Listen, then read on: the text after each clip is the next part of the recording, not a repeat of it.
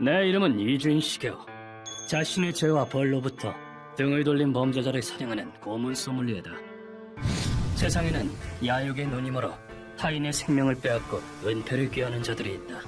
나한테 왜 이러는 건가? 보면 불법이지!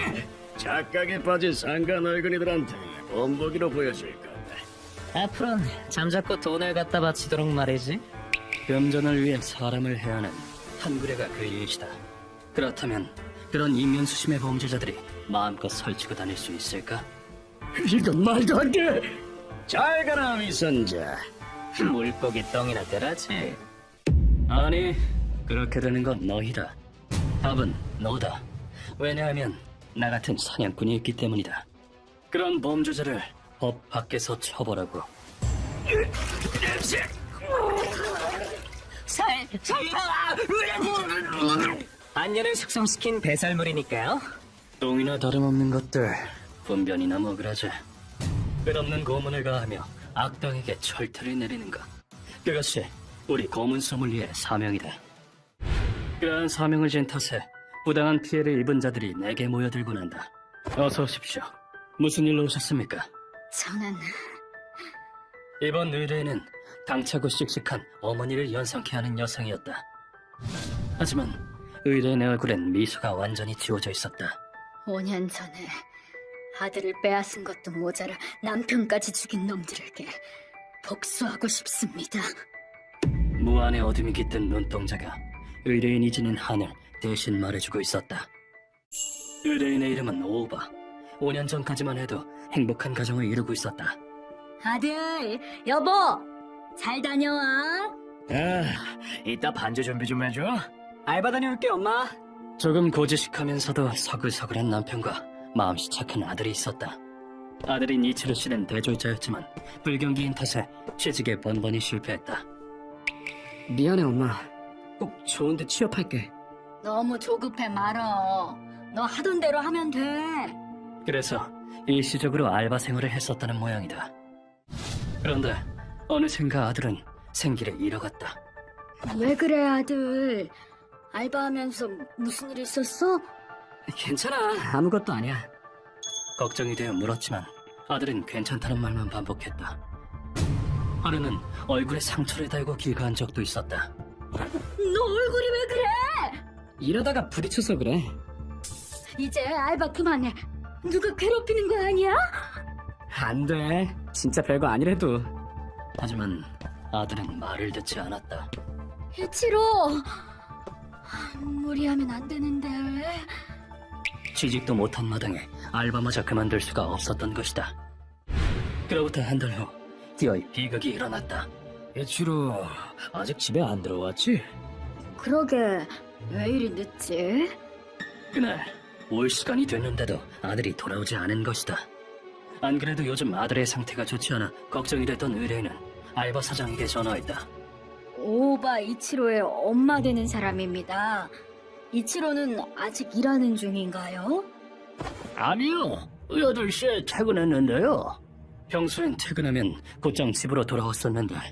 알바 동료랑 노느라 늦는 거 아니야? 그럴 리가. 왜냐면 요즘 가벼운 어조로 말하는 남편에게 의뢰인은 최근 아들의 변화를 설명했다. 아내의 말을 듣고 남편도 자리에서 일어났고 부부는 함께 마을을 뒤졌다. 이치로! 어디 있는 거니? 경찰서로 가자! 경찰에 신고까지 했지만 그날 밤 이치루 씨는 돌아오지 않았다. 그랬던 이치루 씨는 다음날 점심 무렵에 발견되었다. 트럭 짐칸에 거는 덮개에 둘둘 쌓여 쓰레기 봉투 더미에서 거꾸로 방치된 채로 사인은 질식서였고 전신에 폭행 흔적이 남아있었다. 알바를 나갔을 뿐인데 어쩌다가 이런 봉변을. 얼굴이 마치 다른 사람처럼 부어버린 아들의 시신을 보고 의뢰인은 미칠 지경이 되었었다고. 아들을 죽인 범인은 머지않아 밝혀졌다. 빨리 가지 못해! 닥쳐!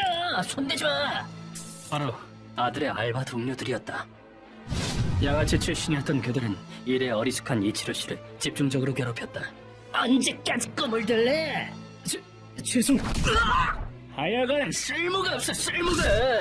폭력의 수위는 나날이 심해졌다. 하이퍼 공격! 토킹! 입에서 거품 나온다.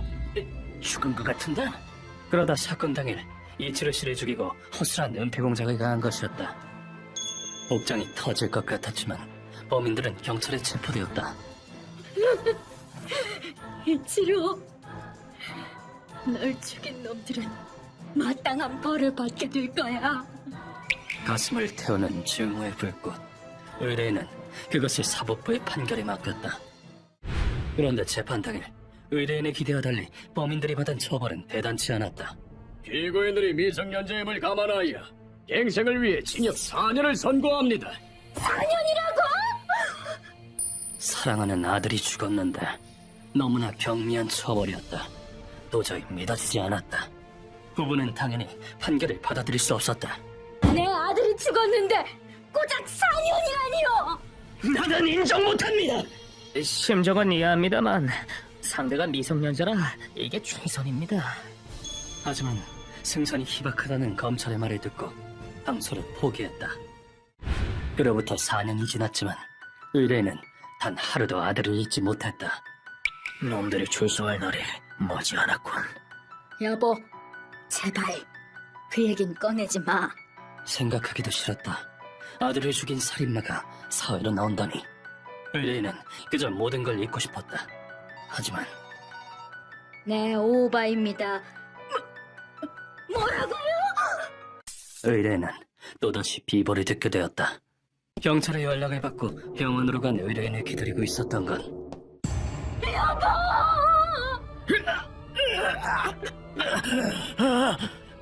중성을 입고 비인사 상태가 된 남편이었다. 남편은 의뢰인을 보더니 품에서 핸드폰을 꺼냈다. 그놈들 반성이라곤 쥐뿔도 안 했어. 이치로의 죽음을 무용담처럼 그 망할 것들.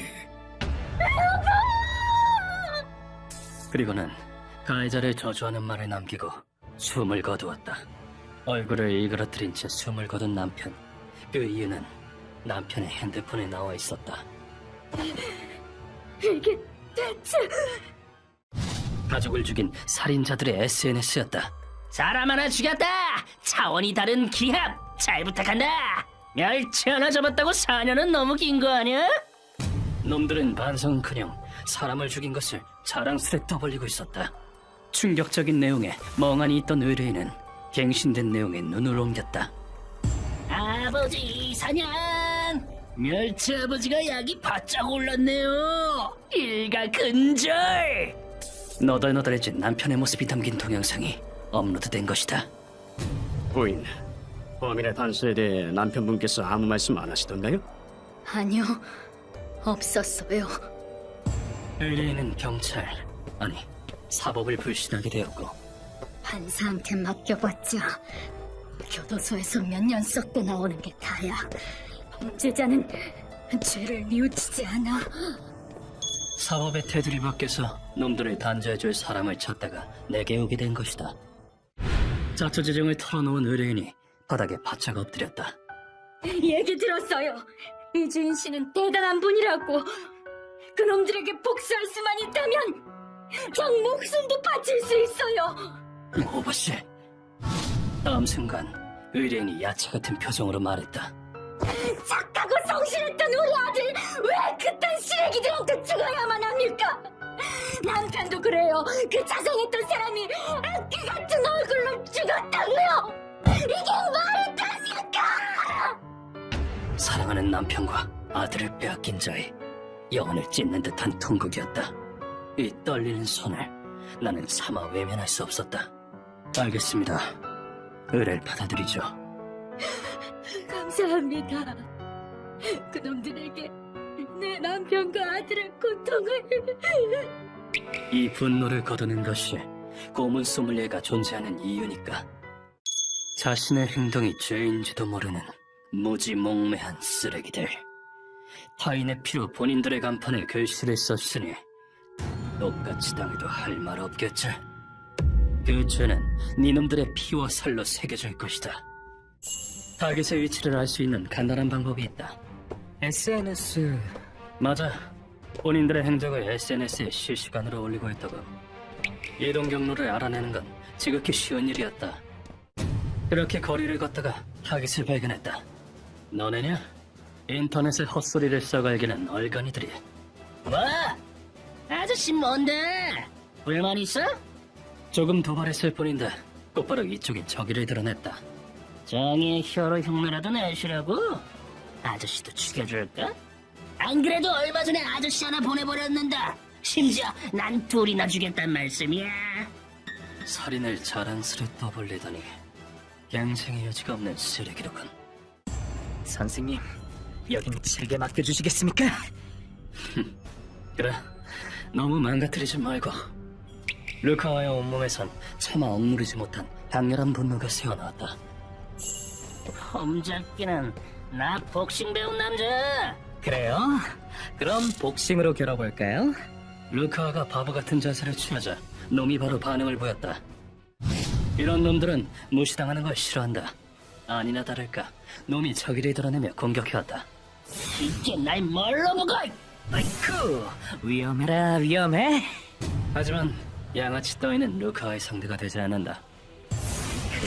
클린치. 헛짓거리. 놈의 입에서 후스강스러운 비명이 튀어나왔다. 루카와가 거리를 벌렸고 놈의 옆구리에 작은 안개가 깊숙이 박혀 있었다.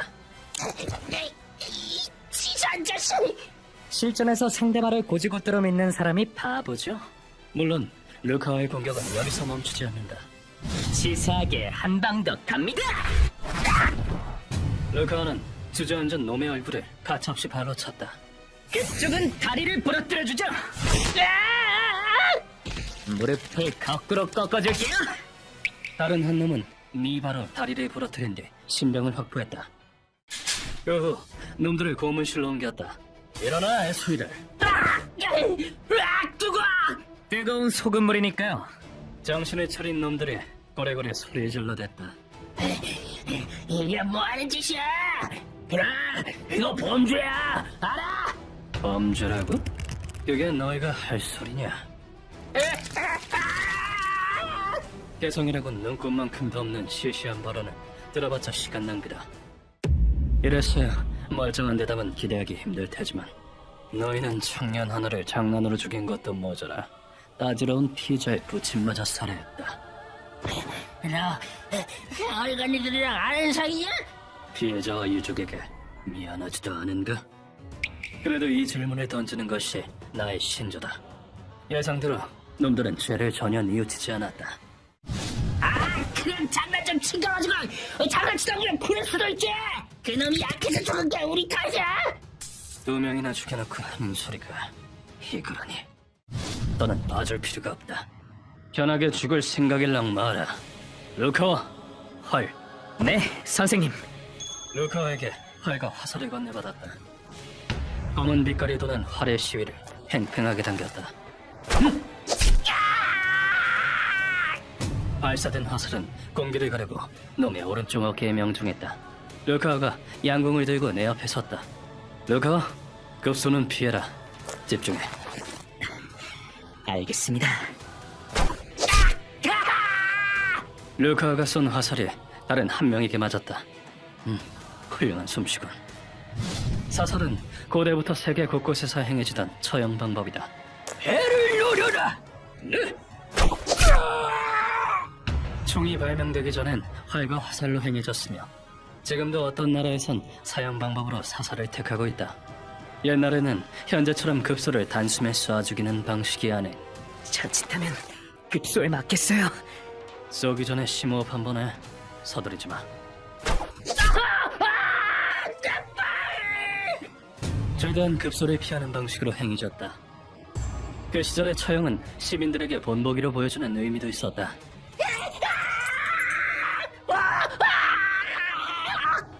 죄인을 쉽게 죽여버리면 반란이나 범죄 억제 효과가 미미할 테니까.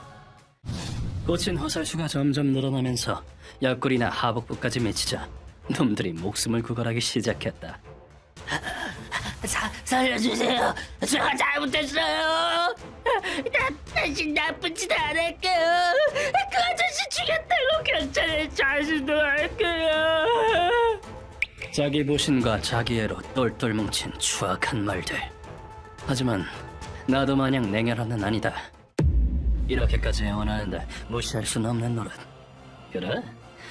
그럼 다음엔 머리를 노릴 테니 어디 내 화살을 피해봐. 놈들에게 지옥에서 탈출할 거미줄 좀 내려줄 수 있다. 못해요. 왜 못해? 복싱 해봤다며. 목은 움직여질 거 아니에요? 돌려서 피해봐요. 나는 활시를 당겨 절망으로 일그러진 놈의 얼굴에 조준했다.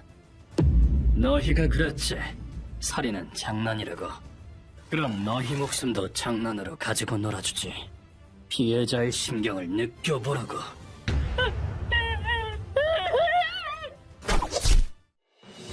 암만 그래도 선생님 화살은 못 피한다고요. 그렇게 어려웠나? 다음엔 보너스 기회라도 줘야 하나. 그 결과 둘 다 머리에 화살이 꽂혀 사망했다. 이렇게 이번 의뢰도 마무리되었다. 가족을 잃은 슬픔은 치유되지 않겠지만 사람만 있다면 행복의 순간은 찾아오리라 믿고 꿋꿋하게 살아갔으면 하는 바람이다.